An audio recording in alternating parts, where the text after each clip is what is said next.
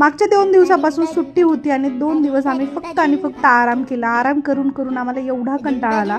संध्याकाळच्या टाईमला आम्ही ठरवलं की चला बाहेर जाऊया.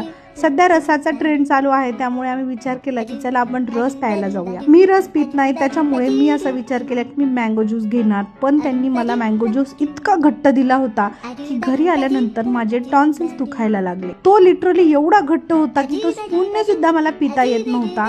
स्ट्रॉने तर पॉसिबलच नव्हतं. मी खूप ट्राय केलं आणि जोपर्यंत मी ट्राय करते तोपर्यंत इवाच्या डॅडीने 2 ग्लास रस पिला, कारण आम्हाला खूप वेळ लागत होता. शेवटी मी म्हटलं की मला पिता येणार नाही, मी ठेवून दिला. बट इवाने तो कसा बसा फिनिश केला. पेमेंट करायच्या टाइमला मात्र तिथे त्यांनी लिहिलं होतं की नेटवर्क डाऊन आहे, कॅश. आणि आम्ही कॅश काहीच घेऊन गेलो नव्हतो.